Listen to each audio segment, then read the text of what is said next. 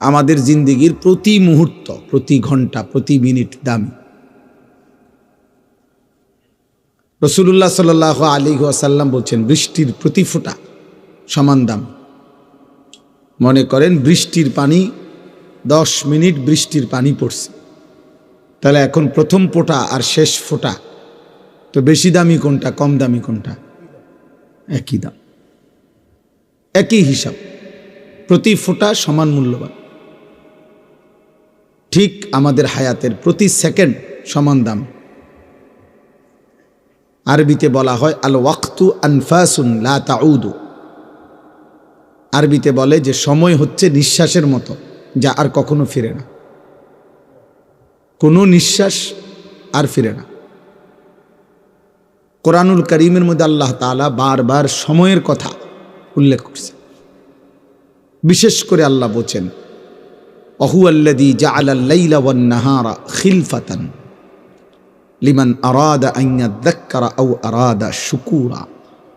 আল্লাহ তাআলা বলেন, আল্লাহই রাত এবং দিন পর্যায়ক্রমে বানান।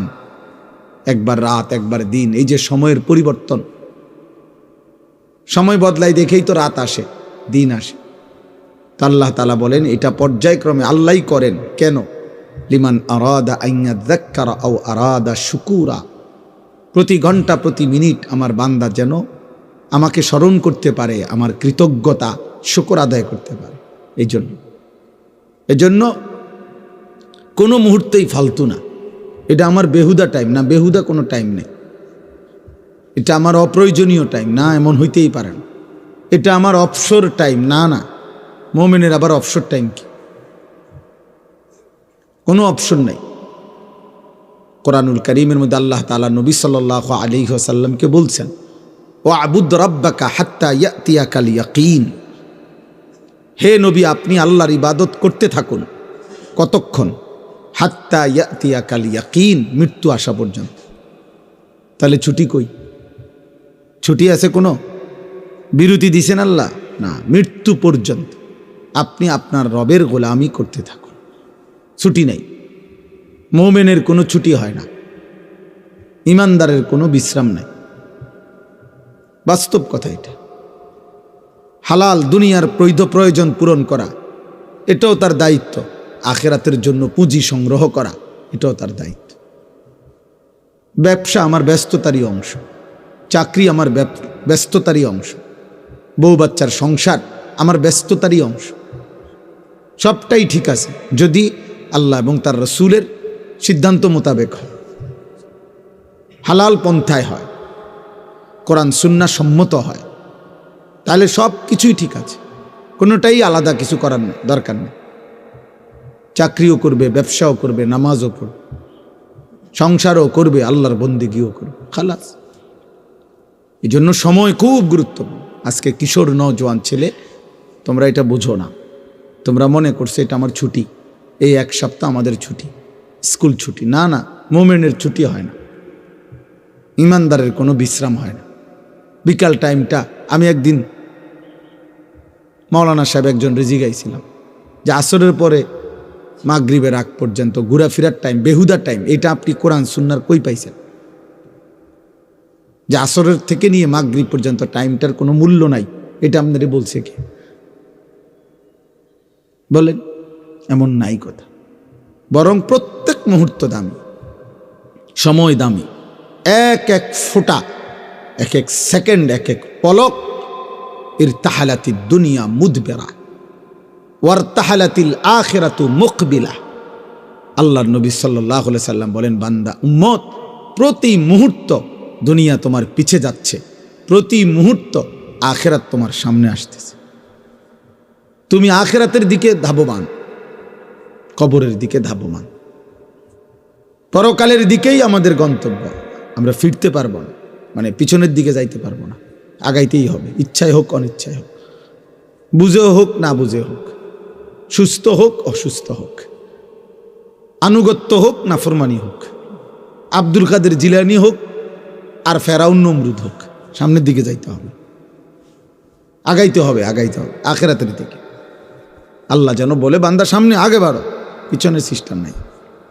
জিন্দিগি ওয়ান ওয়ে, কেবল সামনের দিকেই যেতে হয়। ওয়ান ওয়ে রাস্তার নিয়ম হলো এইখান দিয়ে আর পিছান যায় না, এখান দিয়ে আর কি করতে পারে না, সামনে যাইতে হয়। হ্যাঁ, দুনিয়ার রাস্তার মধ্যে একটা সুযোগ আছে, ইউটার্ন আছে, মাঝখানে মাঝখানে কাটা আছে, ডিভাইডার। তো এই কারণে পরে আবার হেন দিয়ে ঘুরে আয়ন যায়। কিন্তু আখেরাতের চলমান পথে হায়াতের কোনো ইউটার্ন নেই। কিছু দূর গিয়ে আবার আমি গত সপ্তাহে ফিরে যাব, সুযোগ নেই। আজকের দুপুরে আর ফিরতে পারবো না, আজকের বিকালে আর ফিরতে পারবো না, কোনো মুহূর্ত আর আসবে না। 2025 পৃথিবীতে আর হবে না, আর হবে না। ওই সেকেন্ড মুহূর্তগুলো আর আসবে না।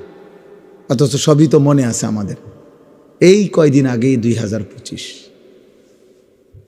আল্লাহ তাআলা কোরআনুল কারীমের মধ্যে সময়ের বিভিন্ন পৃথক পৃথক নাম দিয়ে কসম করছে, গুরুত্বের জন্য কসম পর্যন্ত করছে আল্লাহ সময়ের নামে।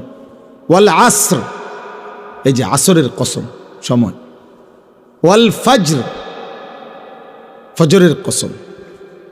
ওয়ালায়ালিন আশর, জিল হজের 10 রাত্রির কসম, এই যে সময়, রাত্রি সময়।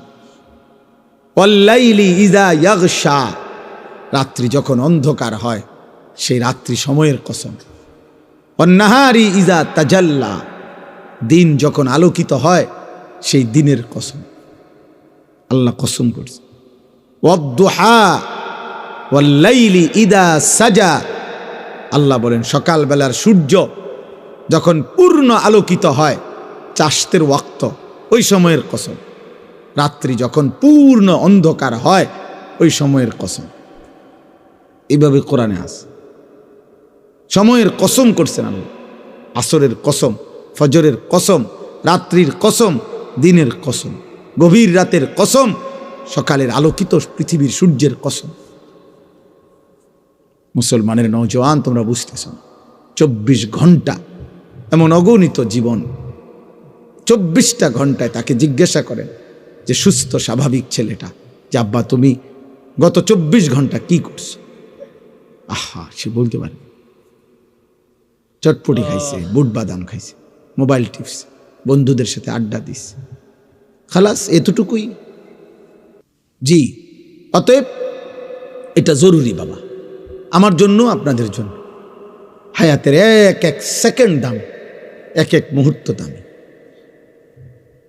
যেখানে দেখবেন অ্যাম্বুলেন্সের মধ্যে লেখা থাকে, অ্যাম্বুলেন্সের অনেক সময় লেখা থাকে যেখানে প্রতিটি মুহূর্ত মূল্যবান, অ্যাম্বুলেন্সের গায়ে লেখা থাকে। অর্থাৎ এখানে এই জন্য অগ্রাধিকার দেয় রাস্তায়, সরকারি আইন এটা। অ্যাম্বুলেন্সকে কি দিতে হবে? সাইড দিয়ে দিতে হবে। এখানে প্রতি মুহূর্ত মূল্যবান, এখানে রুগীর বাঁচা মরা। এই জন্য অ্যাম্বুলেন্সের হরনে রাস্তা করে দিতে হয়, দ্রুত সবাইকে সরে যেতে হয়। এখানে লেখা থাকে অনেক অ্যাম্বুলেন্সের পিছনে, যেখানে প্রতি মুহূর্ত মূল্যবান, প্রতি সেকেন্ড দামি। আমারা ভাই, এই জন্য আমরা হায়াতকে কদর করা, জীবনকে কদর করা, সময়কে কদর করা, এটা বিবেকবান, সুস্থ, বুদ্ধিমান মানুষের পরিচয়।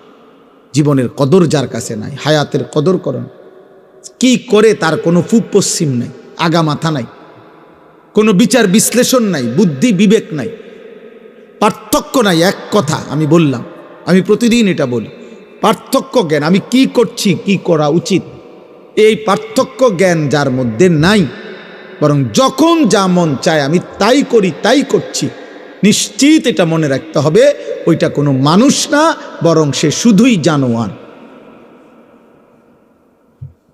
ওটারে জানোয়ার বলে।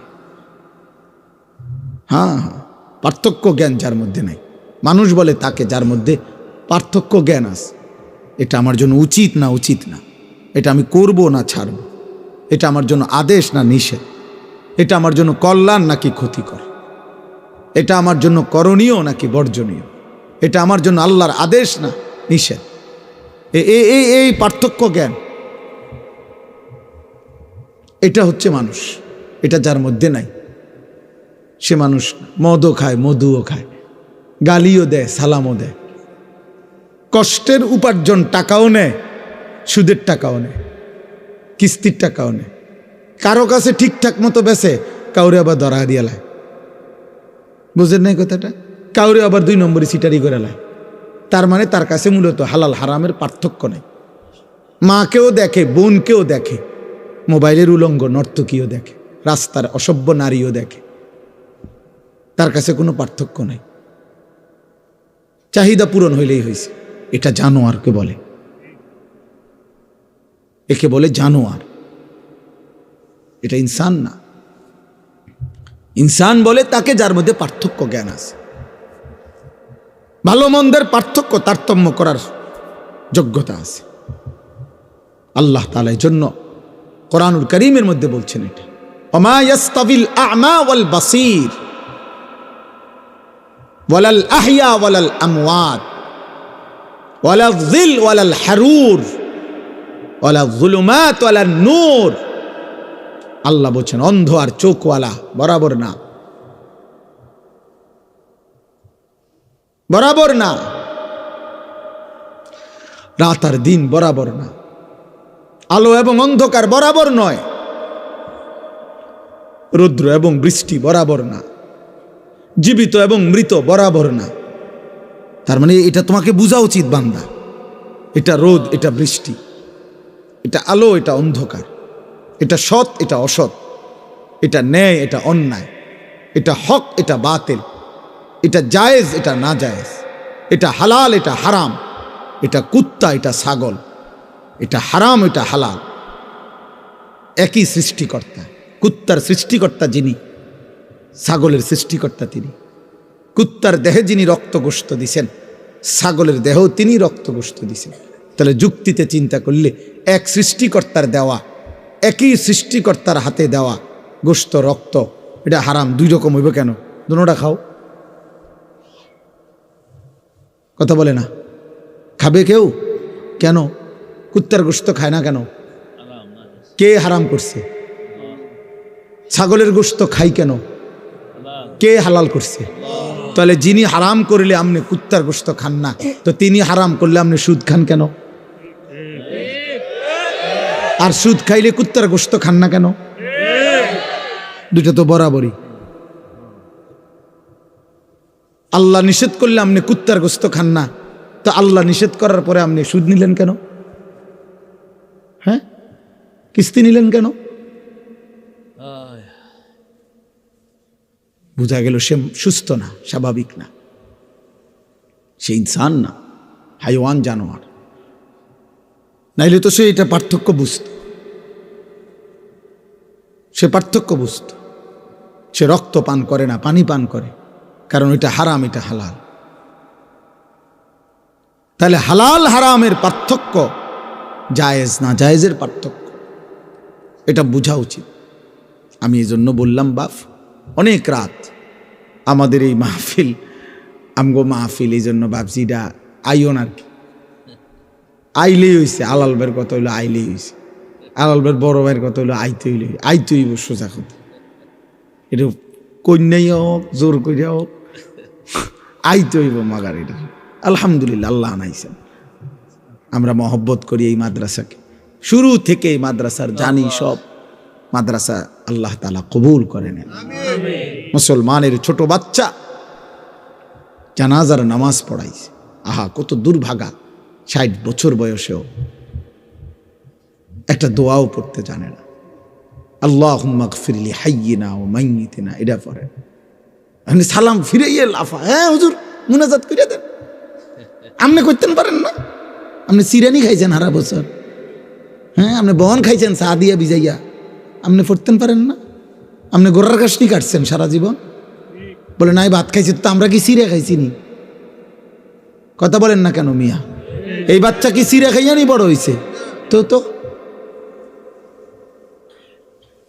এতিম বাচ্চা যদি মালিকের কোরআন পড়তে পারে, হায় বদনসিব ওই ছেলেরা। এই বেটা বদনসিব বেটা, 16 বৎসর পড়ালেও তোরে, তোর বাপে, তোর মায়, তোরে মালিকের কোরআন একটা লাইন দেখে দেখেও শুদ্ধ পড়তে পারলা না। আহা, অভিভাবক আপনারাও ধোকা খাইলেন। জিফুত তোমরাও ধোকা খাইলা। ধোকা দিছে ধোকা, আখিরাতে গিয়া দেখবা ধোকা।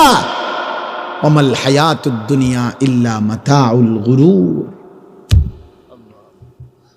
আল্লাহ বলছে বান্দা দুনিয়ার জীবন ধোকা, দুনিয়া আমি সাজাইছি বান্দা, সব আমি সাজাই।